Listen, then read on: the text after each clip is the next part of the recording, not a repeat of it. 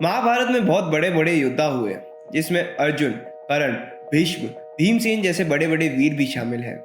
पर आज जिस योद्धा की बात हम करने जा रहे हैं, अगर वो युद्ध में भाग लेता तो युद्ध एक ही झटके में खत्म कर देता। ऐसा योद्धा जिसके गुरु स्वयं श्री कृष्ण हो, गदाधारी भीमसेन जिसके दादा हो और घटोत्कच जिसके पिता हो। आज हम जिस योद्धा की बात करने जा रहे हैं उसका नाम बब्रीक है, जिन्हें श्री कृष्ण की तरफ से वरदान मिला था कि वे उनके नाम से कलयुग में जाने जाएंगे। जी हाँ दोस्तों, खाटू श्याम जी ही बब्रीक थे। पर दो सवाल उठते हैं, जिसमें से पहला सवाल ये उठता है कि आखिर इतनी शक्ति उन्हें मिली कहाँ से, और दूसरा सवाल कि महाभारत में वे भाग क्यों नहीं ले पाए। इसका उत्तर जानने के लिए वीडियो को पूरा देखें। राधे राधे दोस्तों, ओम टीवी पर सभी का बहुत बहुत स्वागत है। धर्म से जुड़े ऐसे ही वीडियोस देखने के लिए और उनका आनंद लेने के लिए चैनल को तुरंत सब्सक्राइब करें। अब बिना किसी देरी के शुरू करते हैं आज की वीडियो। बब्रीक के जीवन को समझने के लिए और दोनों ही प्रश्नों के उत्तर जानने के लिए मैंने इस वीडियो को दो भाग में बांट दिया है। पहला भाग आपको उस प्रश्न का उत्तर देगा कि बब्रीक को आखिर इतनी शक्ति मिली कहां से, और दूसरा भाग कि वो महाभारत में क्यों नहीं लड़ पाए। बब्रीक घटोत्कच और अहिलावती के सबसे बड़े पुत्र थे। बचपन से ही वो वीर और महान थे। उन्होंने अपनी युद्ध कला अपनी माता से सीखी थी। मां शक्ति की तपस्या कर उन्होंने संसार में जितने भी प्रकार के अस्त्र प्राप्त किए जा सकते थे उन्हें प्राप्त किया और कई सारी असीम शक्तियों को अर्जित किया। इसके बाद अपने गुरु यानी श्री कृष्ण के कहने पर उन्होंने शिव जी की तपस्या की।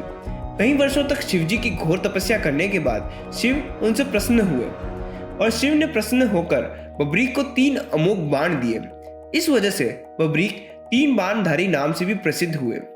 इन सब बातों से हमें ये पता चलता है कि बब्रीक कितने बलवान थे और कैसे इतने बलवान हुए। अब हम वीडियो में आगे बढ़ते हैं, वीडियो की दूसरी भाग की ओर। जब बब्रीक को पता चल गया कि कौरवों और पांडवों के बीच में महाभारत का युद्ध होने वाला है, तो उनकी भी युद्ध में लड़ने की इच्छा हुई। तब वे अपनी माता के पास गए और उनका आशीर्वाद लिया। माता ने पूछा, पुत्र तुम किस तरफ से युद्ध में भाग ले रहे हो? तब बब्रीक बोले, माता मैं उस पक्ष से लड़ूंगा जो कि कमजोर होगा और हार की कगार पर होगा। इसके बाद वे अपनी माता का आशीर्वाद लेकर कुरुक्षेत्र की रणभूमि की ओर चल पड़े। क्योंकि कृष्ण बब्रीक के गुरु थे, उन्हें उनका बल पता था, तो उन्होंने एक ब्राह्मण रूप धारण किया और बब्रीक को रास्ते में ही रोक लिया। उन्होंने बब्रीक का मजाक उड़ाते हुए उन्हें कहा, आप कौन हो, कहाँ जा रहे हो?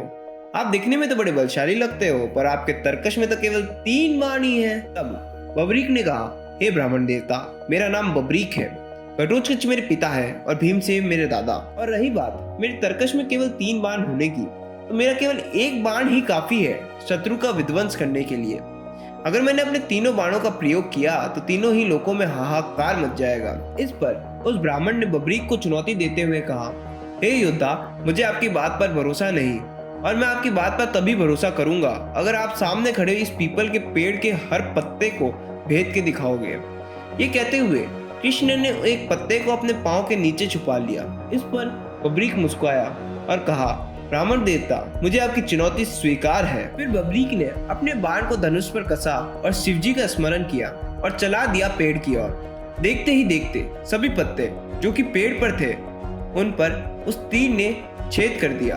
फिर बब्रीक ने बोला, हे ब्राह्मण देवता, अब कृपया कर अपना पैर हटा लीजिए, वरना मेरा तीर आपके पैर को ही भेद देगा। तब कृष्ण भगवान ने अपना पैर हटाया और उस तीर ने उस आखिरी बचे पत्ते को भी भेद दिया। इस पर ब्राह्मण ने कहा, मुझे माफ करना योद्धा, मैंने तुम्हारे बल को कम आंका, पर क्या मैं आप जैसे वीर से दक्षिणा मांग सकता हूँ? इस पर बब्रीक बोले, जी हाँ ब्राह्मण देव, आप मुझसे कुछ भी मांग सकते हैं।